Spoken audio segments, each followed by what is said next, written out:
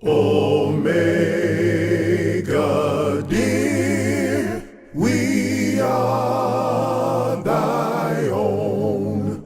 Thou art our life, our love. Brother Bruinton, I appreciate you taking your time and volunteering to accept this brotherhood of the, in the spotlight for us this month. It's an honor to be spotlighted this month, my brother. All right, I'm just going to ask you a few questions about your journey through Omega.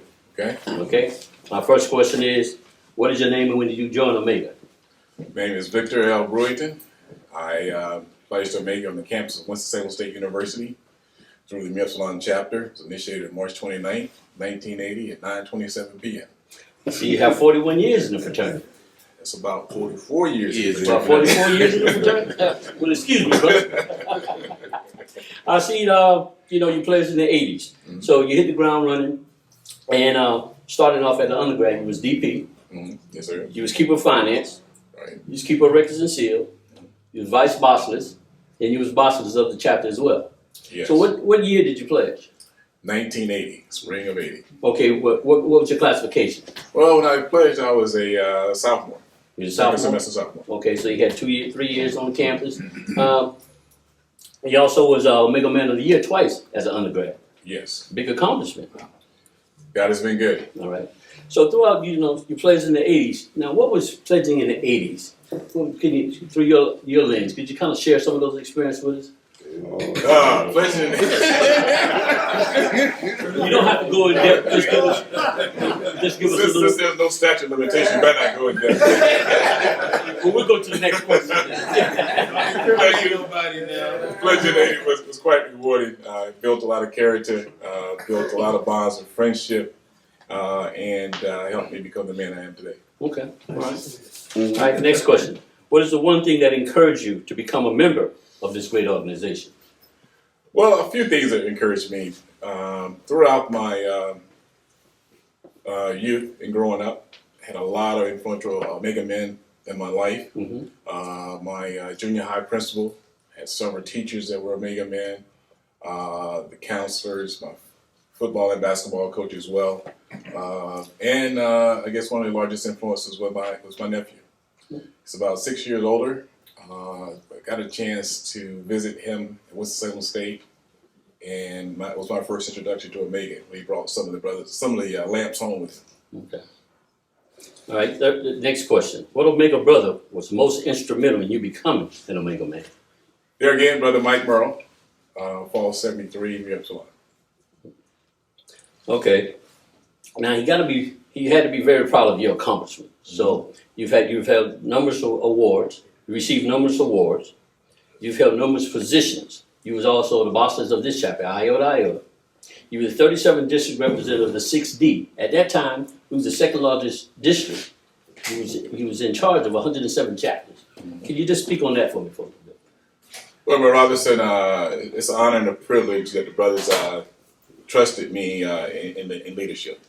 No one gets where they are alone. So a lot of years of building a relationship with brothers, sharing with them my talents, and showing them and demonstrating them that I had the ability to lead.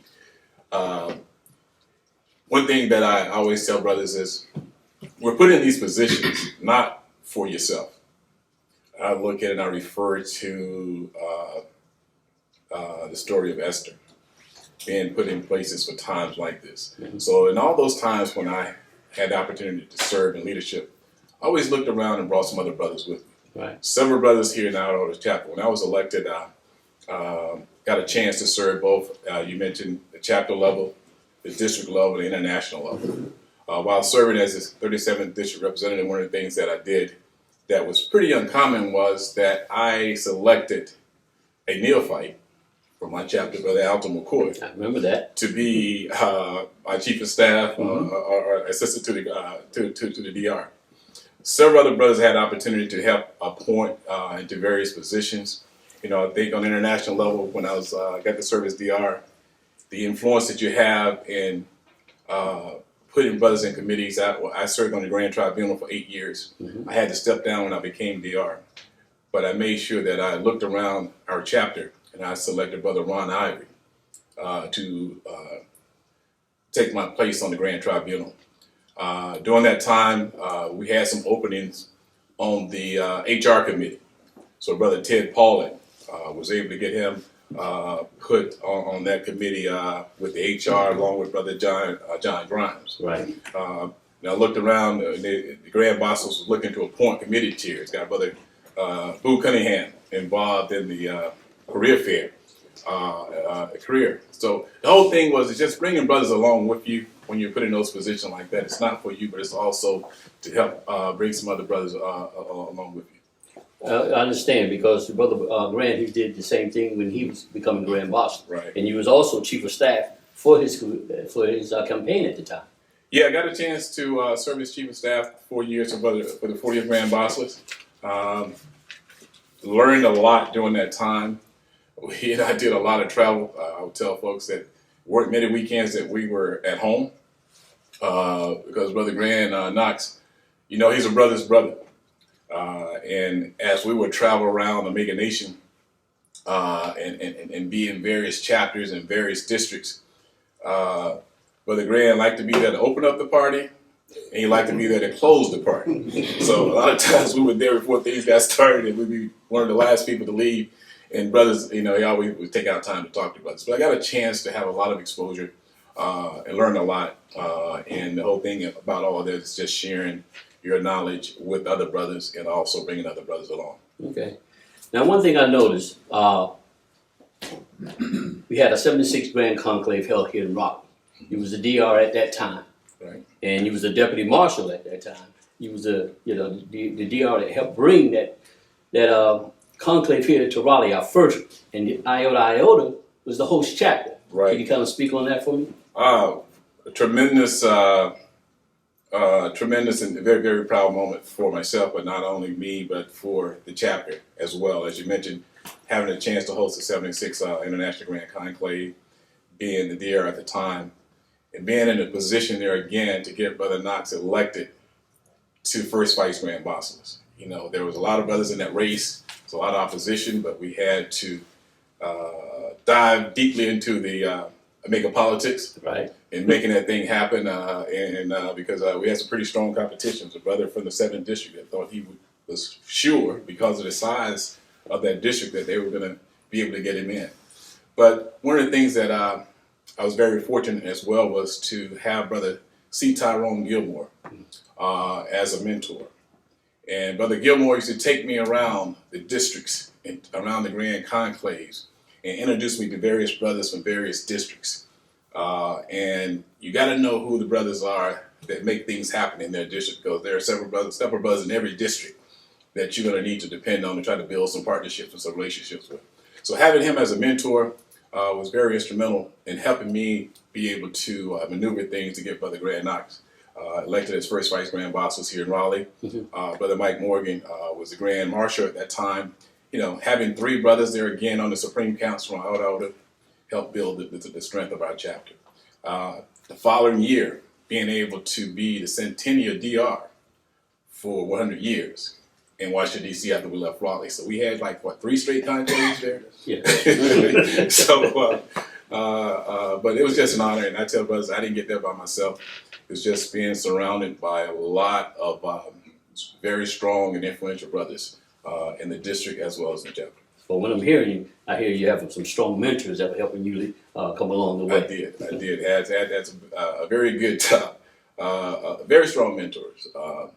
The thing was, when I first came to Iota, and I tell this story often and brothers laugh about it, I came to Raleigh in 1985. And Brother Key can attest to it. Brother Key can attest to this. When you would come to an Iota meeting, brothers would look at you and say, when you raise your hand and say something, first of all, they say, how many years you got in the frat? They say, oh, you don't have 15? Well, you need to sit down and we'll tell you what you need to say and what you need to think. But there again, just being around all those older brothers, and they were very, very strong. Brother Perry's father was one of those men that was here. But they taught us a lot. They taught us a lot of how to be good Omega men, mm-hmm. how to run and a very effective chapter, and really just how to understand these things Omega. Tell everybody, Omega is very big and very complex. And it's a lot of different levels that you need to understand to really be able to be very, to be successful. Because the work begins once you become a brother. Yeah, I can relate to what you're talking about. Don't stand unless you got 15 years in. Because when I came in '08, we couldn't say anything. All right, the next question is, what skills and attributes would you recommend for men seeking to become an Omega man right now? Thank you for that question, Brother Robinson. I look at the state of Omega now. Omega demands men of clean thinking, clear vision, unselfish doing, and a clear vision. Because we need brothers in this fraternity that are willing to stand for what's right and be a voice for the voiceless. A lot of things is taking place in our communities and throughout the world, and people look for us, Omega men, to take the lead on this. So we need to take our rightful place and make sure that we lead and make the world a much better place. Yes. Okay. Okay, final question. What have you learned thus far from your Omega experience? From my Omega experience, I've learned a lot during my 44 years, but one of the largest things that I really appreciate is friendship is essential to the soul. Having brothers that you can really depend on. I come from a large family, of Omega men. But just having a chance to expand that footprint. But Omega brothers we're very unique. We're alpha males, so there again, it helps you build in a lot of different areas. The experiences that you receive here in Omega, get to use outside of Omega as well, and just making a difference. Is making a difference in the lives and touching individuals.